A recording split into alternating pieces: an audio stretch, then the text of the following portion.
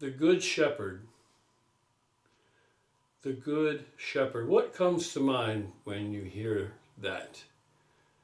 When you hear that title, those words, the Good Shepherd? Well, being that it's Easter, and this is a very important holiday to the Christian faith, I think that along those lines, I will return to that faith and draw from that for this week's Reverend Jim.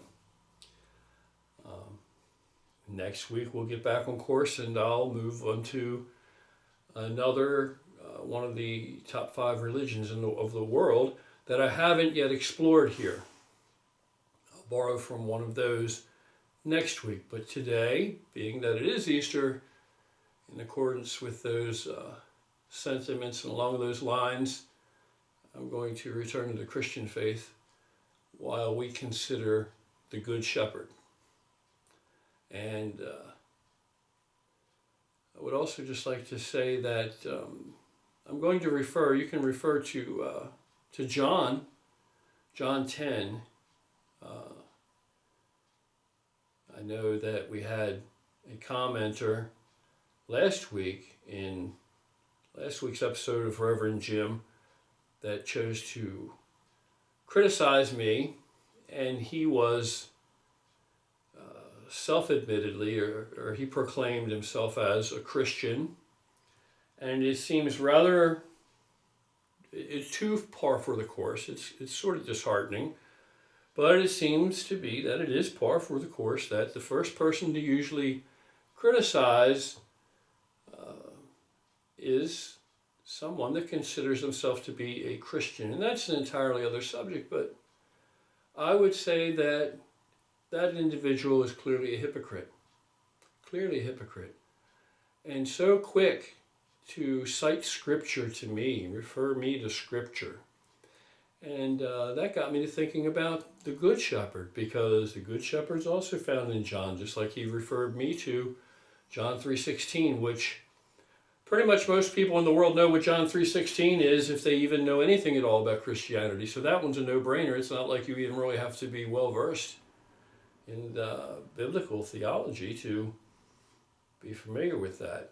So he, I would advise him to return to John, and he can read John 10, and he can read about the Good Shepherd. And then he can critique me here for what I'm about to present. So he knows his own Scripture well enough to cite it to me, but he doesn't know it well enough to follow it and abide by it. Betrays his own Scripture.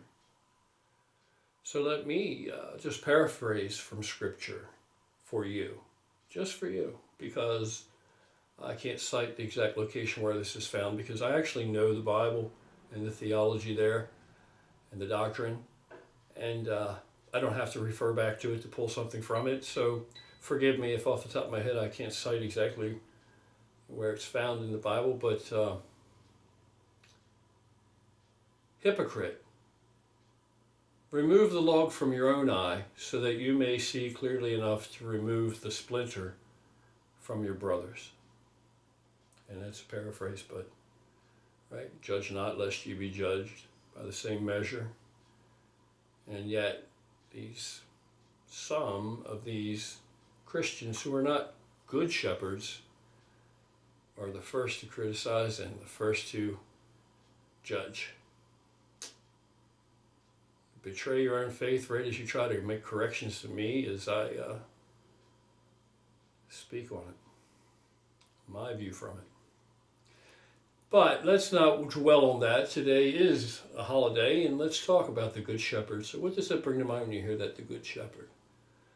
The Good Shepherd. Jesus Christ said, I am the Good Shepherd. Not just a Good Shepherd, but the Good Shepherd. So what is a Good Shepherd? What does that entail? What would you consider a Good Shepherd? Well, in biblical times, which would have been the era in which Christ was said this,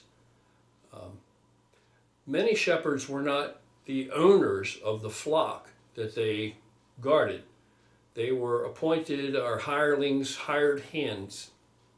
And not everyone, of course, even in those times, just as today, probably more so today though, unfortunately, not everyone who has a job or takes a job is conscientious about that job. So even though a shepherd was expected to treat that flock as if it was their very own, many shepherds did not. Many shepherds were just hired hands. They were just there for that paycheck or for that reward. And they would flee at the first sign of a wolf or something along those lines threatening the flock.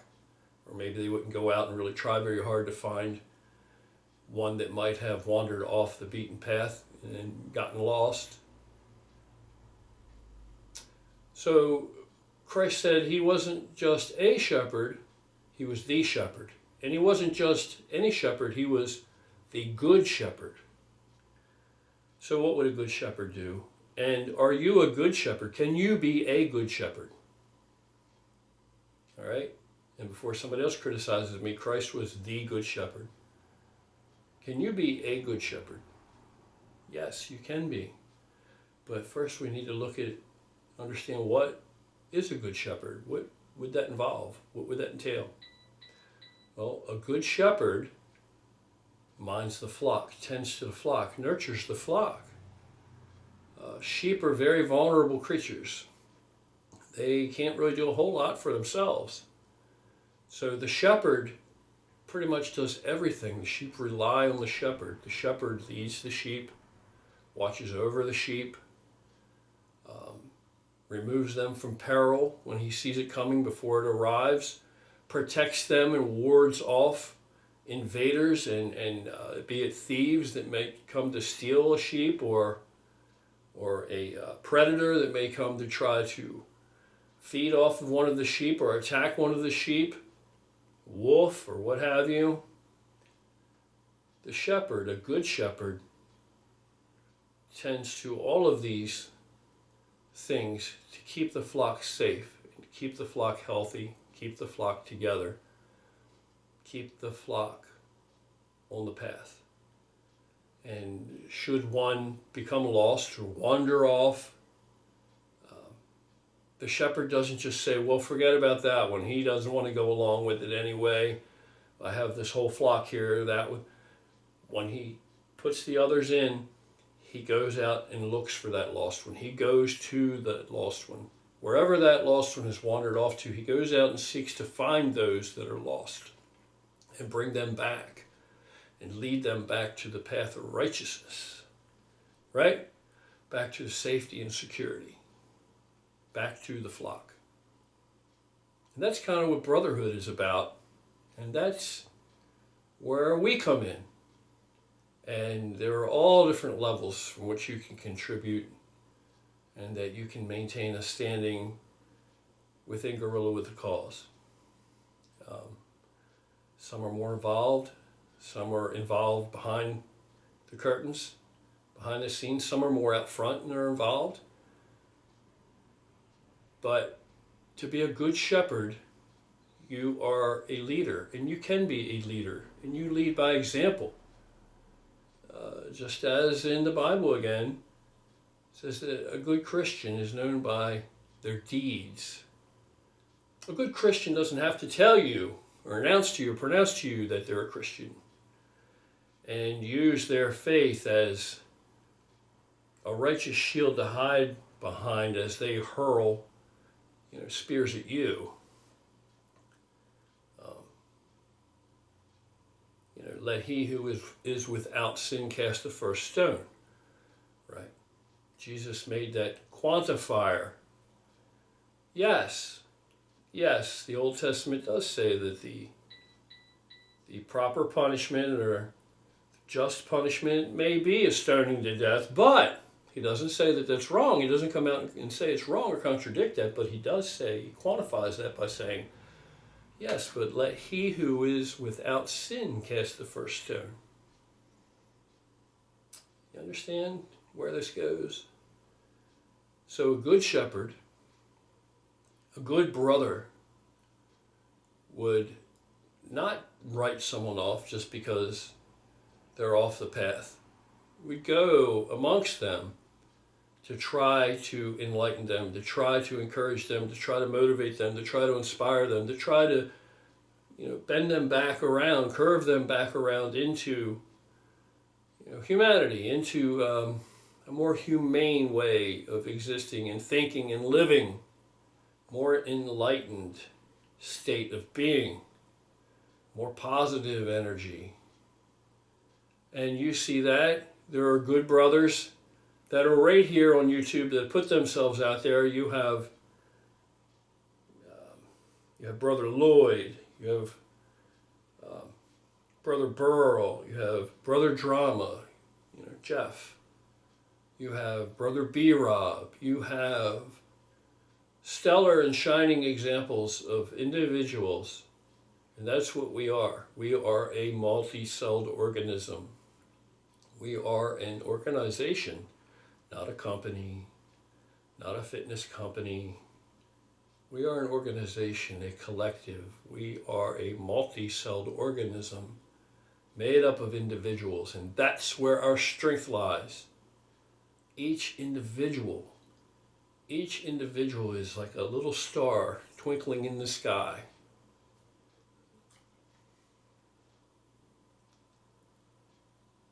And those stars can guide us. You can navigate the terrain by the stars. And those brothers can tell you, and they do tell you, that when you decide, all these little measures that I put out there, they're just small exercises to try and get to a place. They're just ideas and ways and thoughts that I have of how to get to a place. And how to start out very slowly and very easily, right?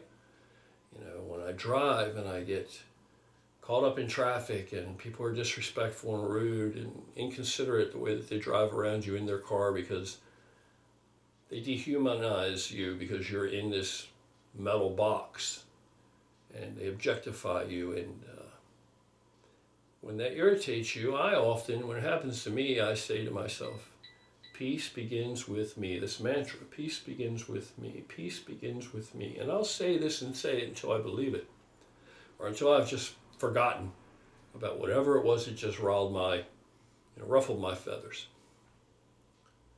So that's one thing I do. And just like I tell you, that we should all attempt to practice our 5 random acts of kindness every day. I get up in the morning and it's on a post-it note on my mirror. 5 random acts of kindness. That's all it has to say, and I know. And then, and you would think that that's something that you don't need to remind yourself to do. But like I have said, no matter where you're at along that way, right? Maybe you're already kind, maybe you're already compassionate, maybe you're already considerate, but can you do more? Do you want to do more? Do you want to improve? Do you want to be better? Do you want to feel better? 5 daily random acts of kindness. Every day, 5 random acts.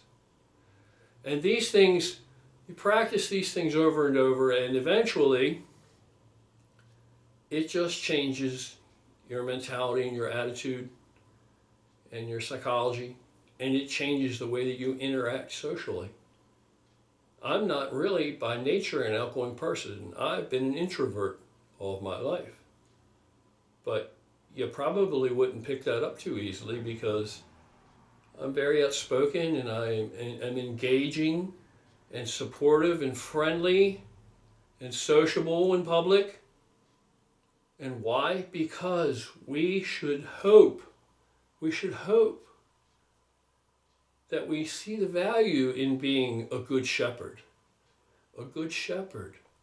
Not that we take an arrogant standing and look at people as if we're looking down and saying, well, they're not as evolved as I am, or they're not as enlightened as I am, or they're so confused and lost. It's not that.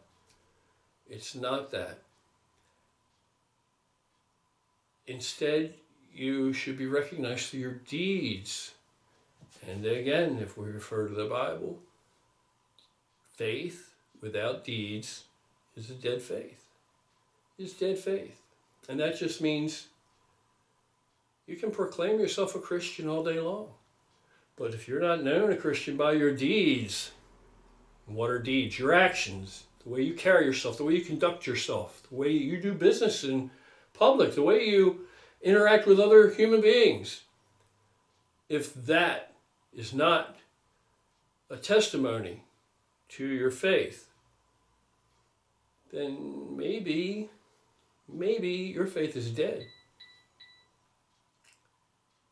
Faith without deeds is dead.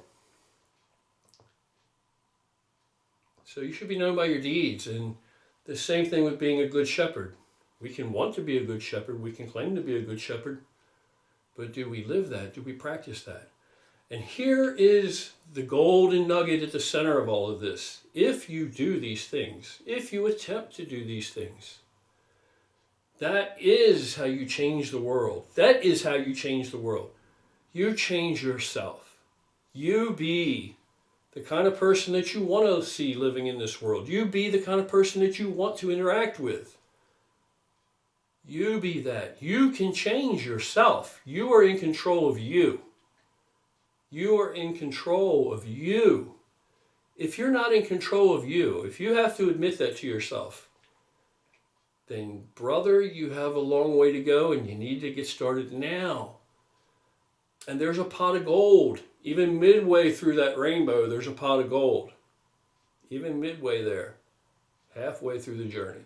Because when you begin to live like this every day, everything seems more vivid, more alive, and more fresh and more fragrant. And people treat you differently. Colors are more brilliant. People treat you differently because the resonance, the vibration that you give off, your aura, whatever it is real.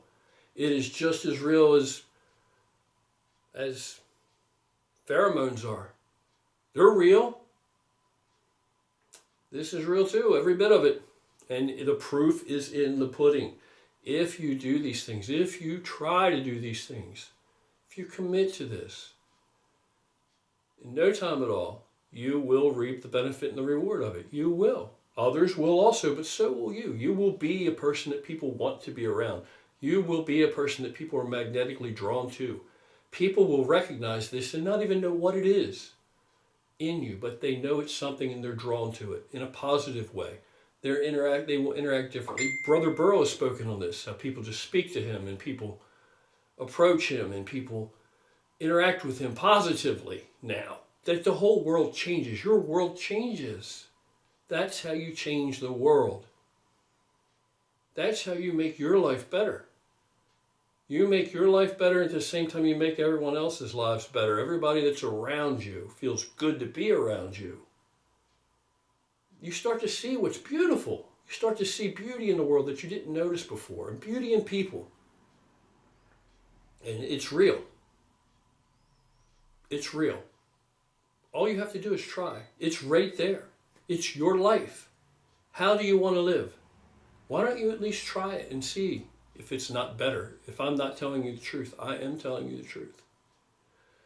So that's what the Good Shepherd, that's what a Good Shepherd is to me, and that's what it means to me. That's what it means to me, because those that don't know, they need to be looked after. They need to be shown that this is a better way. The Good Shepherd. That's what we should hope to be, a Good Shepherd. So that's all for today. Thank you for your time. And I am so proud of what Gorilla with a Cause is because of all of you. Because of all of you. Because of every single individual that I share a brotherhood with. Because of my brothers and because of my sisters. And I would encourage all of you to do more outreach in your own way, grassroots type of things, whatever it might be. If you have the notion to get a YouTube channel going and share. I mean, all of you guys, I think that everybody should be going and looking at Burl's channel, looking at Brother Drama's channel, looking at Brother B-Rob's channel, you know, all of these folks, because the interaction that goes on, you're missing half of it. You're missing half of it. It's so beautiful. You're missing half of it. The interaction is awesome. You really, you know, you really need to see. You really embrace the brotherhood, you know, the camaraderie, the kindredness. It's right there. Anyway, just thank you very much. Have an awesome Easter. Have an awesome Sunday. Have an awesome week. Have an awesome life.